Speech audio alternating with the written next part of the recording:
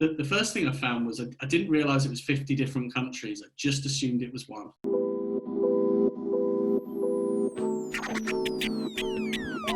Good morning. Good morning, Andy. How are you No, doing? I'm trying to pretend I'm evening New York. Well, look, thanks so much for making the time today, Andy.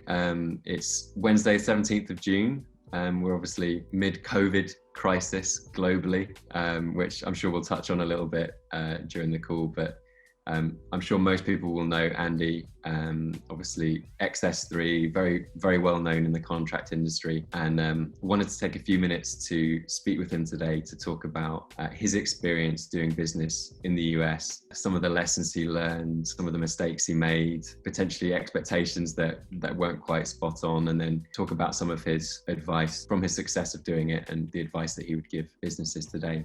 So yeah, I'm really, really excited to jump into this. If you wouldn't mind, Andy, could you just give us a brief overview of your background generally in the recruitment industry, and then specifically what you've been doing or what you have been doing in the US? Yeah, sure. So I think, my background, I started like a lot of people. I started at Huxley Associates in 1999. When we talk about recessions and downturns, I've been through the dot-com and I've been through the financial crisis. And then when we're in oil and gas, we went through that in the mid 2010s. So yeah, the pandemic, is just another thing that us recruiters have to deal with. So I started as a contract consultant, went through the gears through to manager, and did that until 2005 when I moved into a commercial manager role at Huxley. Then when we realised we didn't need 10 commercial managers at 10 brands, that role became an S3 role, and I became commercial director for the group. A lot of my role was around helping scale international contract business. Now, I think it's worth pointing out to anyone viewing this, I have never made a placement in the US personally.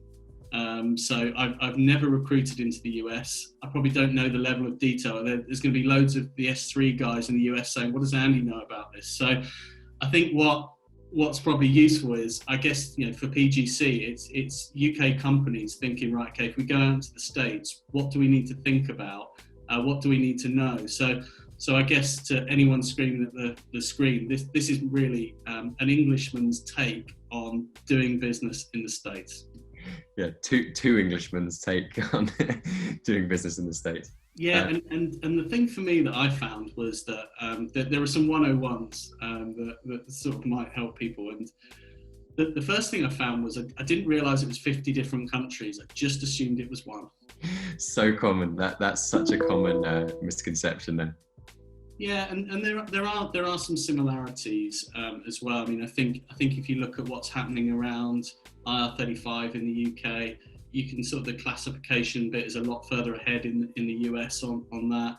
Yeah, for me as well, the thing was the complexity was bigger. It felt a lot bigger, and doing it was a lot more complex, but the prize was so much bigger as well. So I think there's a lot more to sort of supporting it, but the prize, I would say to anyone watching that, the prize looked bigger. So your director or whoever it was came to you and said, we want to set up a US business. What were the first steps that you took in that journey? So I mean, I think the thing to say is that the S3 US business had gone out there with perm.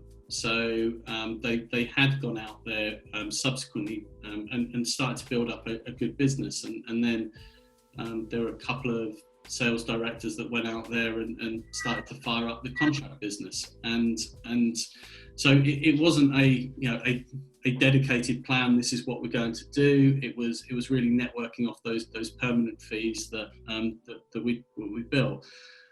Then when we realised the opportunity, and I must stop saying we, because I'm not we S3 now, but 20 years of ingraining it was we at the time, so I'll go with that. But we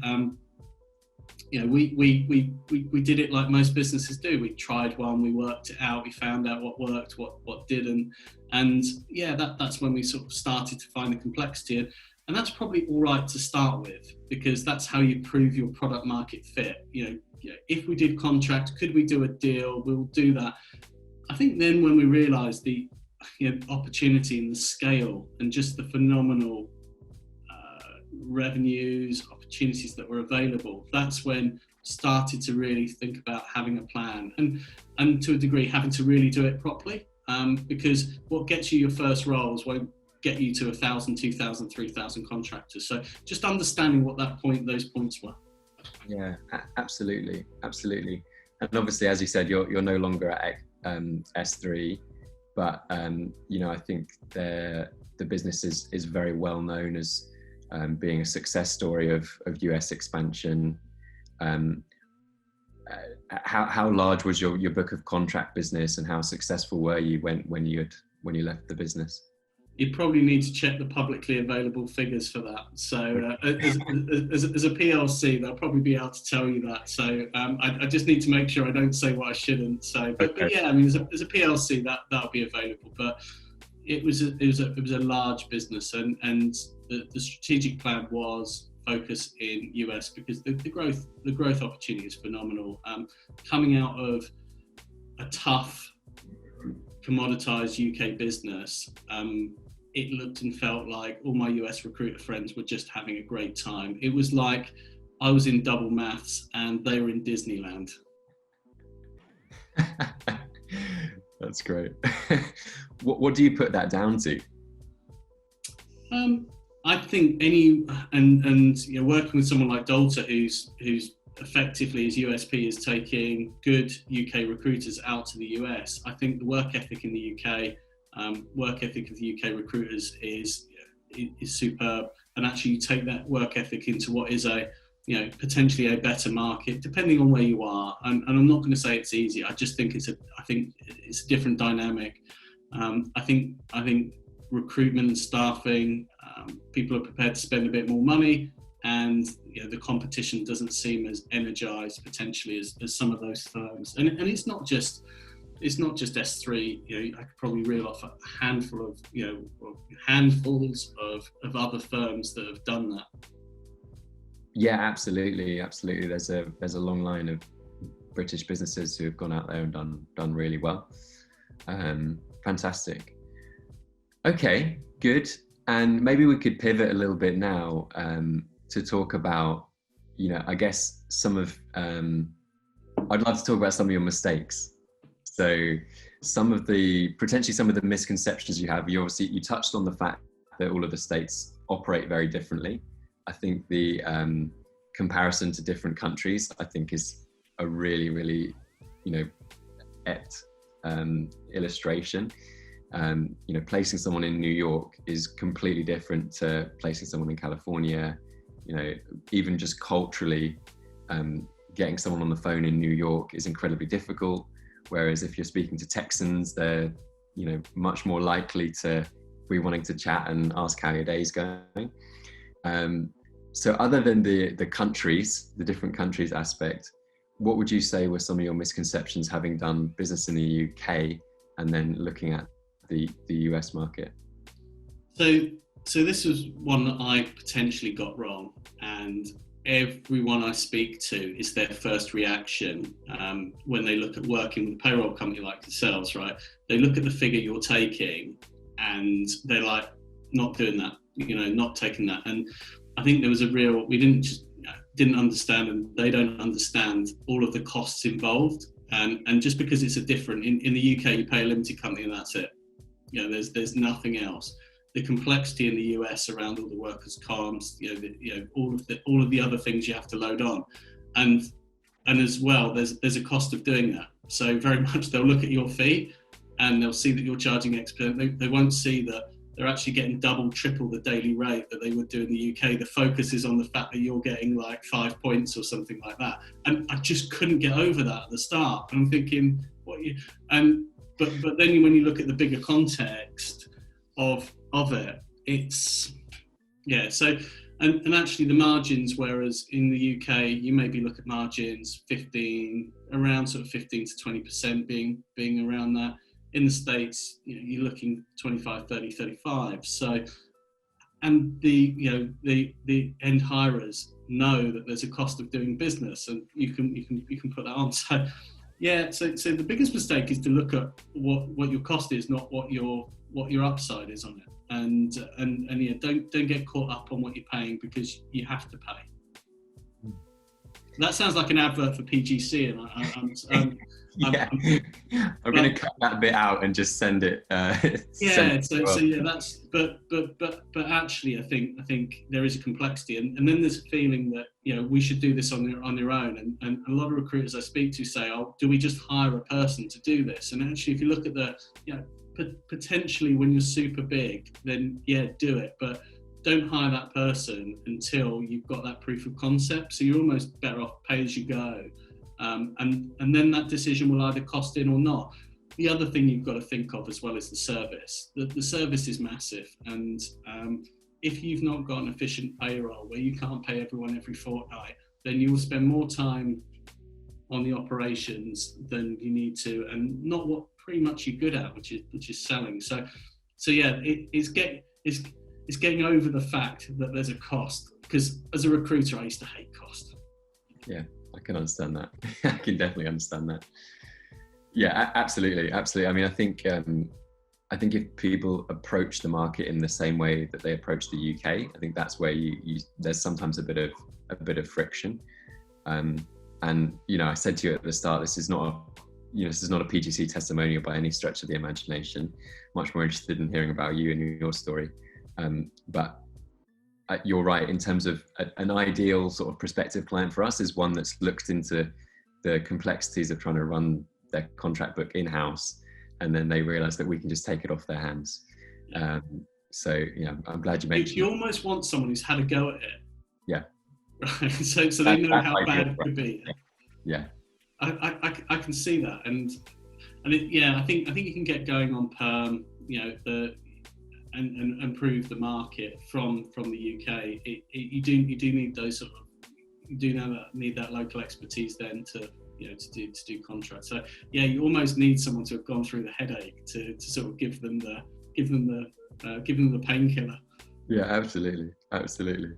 And you touched on margins as well. This is something that I think people are not always aware of, that the margins are so much greater in the US typically, even if you're taking into account all of the costs that we mentioned. And I'm just curious, how do those conversations go when you're on the phone? Is BD called? I guess if you maybe this, you're not the best person to ask this, but those conversations with a new client, do you just pick a number out of thin air, like 25-30%, or just see what happens? Or do you know what, I haven't recruited since 2005, so I'm probably not the best person to comment on a pricing strategy, but typically there will be if I can find you this person, what's that worth to you? Or if we can run this program on this workforce management program, what's that worth? And I think people always look for the bundled cost. So the end hire is looking for the bundled cost. Therefore, whatever you pay the man, and we used to call it pay to man. That's not a sexist thing. It could be pay to woman as well. But we used to have almost a pay to man, right? And then you've got your charges on top. And then pretty much what's left is your margin. Yeah. Okay. But I think it's about demonstrating the value. So it pretty much, recruitment agencies, my sort of take, and again caveat, haven't sold in a recruitment deal in 15 years, but I always saw the role as a broker. So what you could get the client to be happy to pay, what you could get the contractor to be happy to be paid, and you just get what's in the middle. Yeah, absolutely. And one thing you touched on very briefly earlier was the landscape in America around misclassification and classifying workers properly, and how potentially the US market is a bit advanced from the UK and some parts of Europe in terms of how they classify workers. This is a common thing, common conversation we have with recruitment agencies as well, and sometimes it does take a bit of time to get used to the fact that actually, we talk about W2, the employed solution. Actually, that's the most common way for contractors to be engaged, and again, that's where the additional costs come in, and then that's where that sort of learning process comes. What's your experience of dealing with that? I think the point around the classification is it's one of those things you have to do properly, and generally recruiters like myself, we didn't want we can do this or we can get them into the, and it's no, you actually have to do this, and if you get this wrong, it's going to cost you a lot of money. So actually, the whole point is, as a recruiter, get as much risk off your own table as you can, pass it on to someone else. I think the other thing when you work through all of that is having to understand the complexity. If people watching this take one word, complexity. Things like FLSA, things like, and it's not just one piece of it, works differently everywhere, and actually understanding that you could start now and you wouldn't learn it in a year. Yeah, I mean, I'm still learning stuff on a daily basis, to be perfectly honest. So yeah, I can definitely relate to that. Yeah, and actually, I think the other thing is recruiters don't need to know it. They need to know enough. So they need to know the classification. They need to know that they've either got their ops team or an outsourced ops team behind them that knows that to the nth detail and is doing it properly for them. So they can sleep at night that they've not got some big class action coming down the road. The other thing that firms need to be very wary about as well is the liabilities they potentially hold if they've not done this properly and they're looking to sell their business. One of the things that you would look at is, if you were doing due diligence on an organisation, is around, have they got any holes in their book? Have they got any big liabilities?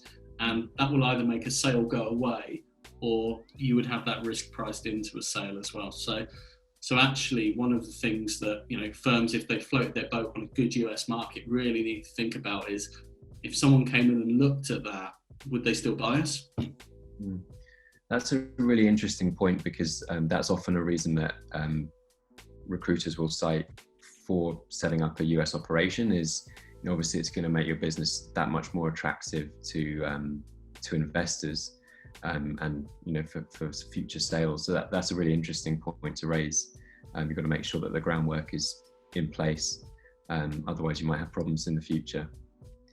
I always talk to my customers around, I run a program which is scaling with a corporate mindset, and that can mean being compliant. It could mean how you do accounting, moving from cash-based accounting to accruals-based accounting. So actually, you're going to have to take that pain at some point.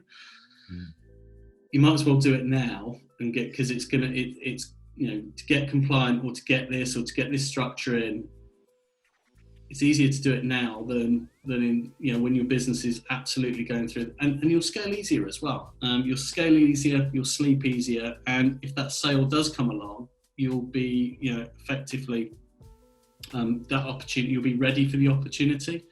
And so pretty much I say, when do you want to take the pain? It's going to be a bit uncomfortable for us now, but it's going to be really uncomfortable in 3 years' time. So when do you want to take the pain? Yeah, absolutely. So what other takeaways do you have from your time? I think when you're going into it, if you are going into it, realise that it is an investment and do it properly. I think although the opportunities is massive, doing it well and executing it and having a plan and realising that doing it properly, your chances are so much greater of succeeding in it. I think if you limp into it, you could get hurt. So for me, do it properly. Speak to as many people as you can that have done it. There are lots of recruiters that have made that journey over the pond and done it, and some have done it really well, some have done it okay, and some have come back. So there is value in speaking to all of those groups of people as well. And I think the thing that COVID has been really good for, actually, I've never seen such collaboration in the industry as I've seen before. And the amount of people who are receptive to picking up the phone to, I've got this issue, or putting out on LinkedIn and sharing their experience has been massive. So I guess don't be the ones, don't think you're inventing this. You're not Columbus, right? You're not the one finding this. Actually understand what that's going to look like, have a plan and execute it. No, great advice. And talk to us a little bit about what you're doing now at the moment. Yeah, so I left S3 in November, and parted on really good terms. It's a company I spent 20 years of my life with, and yeah, it's really good to see them doing well. The share price went up about £1 the week I left, actually, so I don't know what that says, but it's a great organisation, and I think they're one of the superstars of going into the States. But I've been splitting my time between Reading and Cape Town. My family live down in Cape Town, and I've been sort of doing a month there, month back. So went and spent 3 months down there, came back for a couple of weeks, got stuck in Reading. So I planned to start a consultancy, Rexpand, and I came to sort of just kick that off, but I was going to take a few more months off. But now I'm here, I might as well do it. So I've been working with some recruitment firms, as you'd expect, to help them grow. Some small firms, some large firms, and also as well vendors looking to sell into the recruitment space. So COVID was obviously a little bit of a curveball, but like everything, there's been some amazing opportunities, and probably there's some people that had the pandemic not happened, I wouldn't have met, wouldn't have spoken to, wouldn't have seen, wouldn't have reached out to, or they wouldn't have reached out to me. So making the best of it, and but can't wait until I can get to an airport, to get out of Reading, and to get over to the States to speak to So for me, the great thing about what I do is I work with some amazing businesses, and I get that growth, that energy, that feeling of working, and it's what it felt like when I was part of the team. And I was just part of the team. There were lots of people that grew that, but it feels like being part of that team again is lovely. So yeah, that's what I set out to do, and just enjoying it. So. Awesome, love that, Andy. Well, look, thanks so much again for taking your time. We really appreciate it, and I'm sure anyone watching this will be appreciating it as well. We'll make sure that your contact details are available if people do want to get in touch with you off the back of this. But thanks so much for your time. No, I appreciate it. Take care, Dave.